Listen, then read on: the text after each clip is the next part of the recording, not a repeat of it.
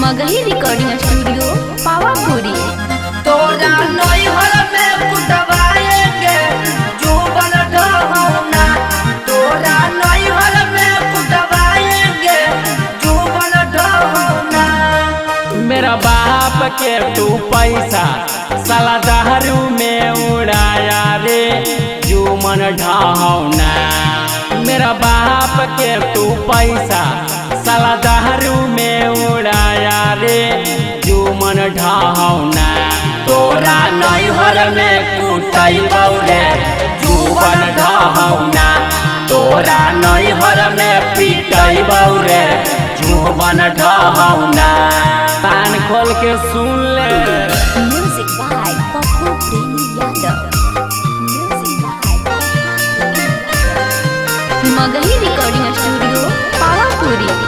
चल जाएंगे हम नैहर पिया तो इसी डोलाना जी, चल जाएंगे हम नैहर पिया तो इसी डोलाना जी।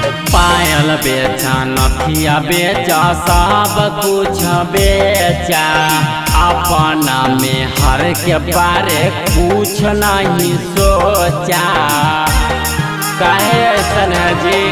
पायल बेचा नथिया बेचा सब कुछ बेचा, अपना में हर के बारे कुछ नहीं सोचा। साला कहल समझाया आज फिर पी के आया रे जुबन ढहौना। साला कहल समझाया आज फिर पी के आया रे जुबन ढहौना। तोरा नैहर में कुटैबौ रे जुबन ढहौना, तोरा नैहर में पिटैबौ रे जुबन ढहौना। Music by Pappu Premi Yadav. Magahi recording studio Pawapuri. पायल बेचा नथिया बेचा कहियो न मन भरा रे, पायल बेचा नथिया बेचा कहियो न मन भरा रे। परमध पिया बिगड़ल जाह तोर रे रहनिया, दारू पियल से खाया अरड़ी छौड़ा तूफानिया, उनको भी जरूरत से मारेंगे। परमध पिया बिगड़ल जाह तोर रे रहनिया, दारू पियल से खाया अरड़ी छौड़ा तूफानिया। तोरा कुछ नहीं बुझाया साला बकरी पाठा खाया रे जुमन ढहौना।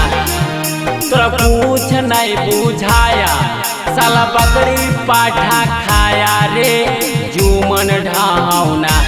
तोरा नैहर में कुटैबौ रे जुबन ढहौना, तोरा नैहर में पिटैबौ रे जुबन ढहौना।